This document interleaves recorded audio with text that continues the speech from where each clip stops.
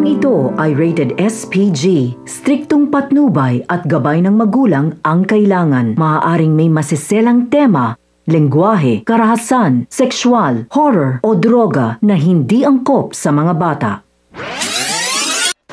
Mga kapamilya, narito ang mga dapat nating abangan sa FPJ's Batang Quiapo. Tuluyan ang nakalaya sina Tanggol at ang mga kaibigan nito. Samantalang si Rigor ay siya namang makakasuhan at matatanggal sa serbisyo dahil sa ginawa nito kay Tanggol.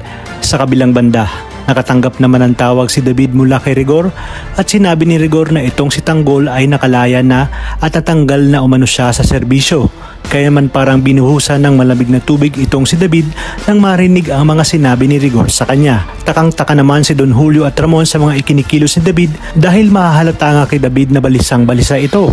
Sinabi ni David sa kanyang sarili na ngayong nakalaya na si Tanggol ay hindi malayong magkita si Ramon at Tanggol at panigurado manong papatayin siya ni Ramon kapag nalaman nito ang katotohanan na hindi siya ang tunay na Tanggol.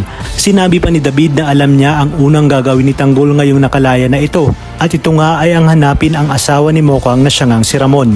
Samantalang nakagulo na nga si Ramon at Ismael dahil ayaw ngang ibigay ni Ismael kay Ramon ang Quiapo.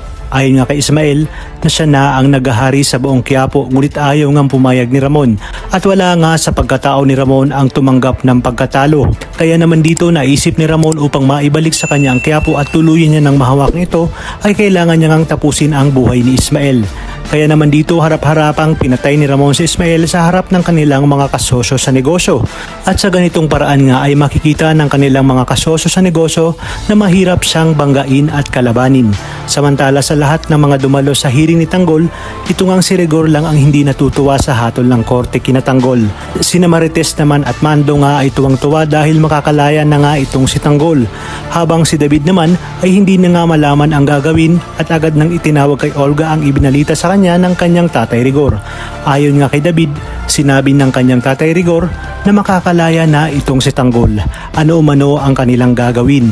Walang paglagyan ng galit itong si Olga matapos marinig ang mga sinabi ni David at palaisipan nga kay Olga kung sino ang tumulong dito upang makalaya.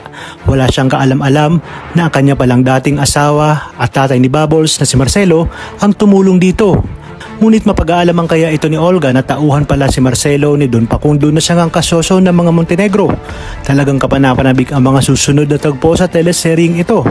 Kaya naman sabay-sabay natin itong pakaabangan. At kung bago ka pa lamang sa akin channel, ay sana'y huwag kalimutang mag-like at subscribe.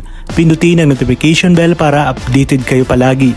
Maraming salamat sa inyong panonood at hanggang sa muli, kapamilya.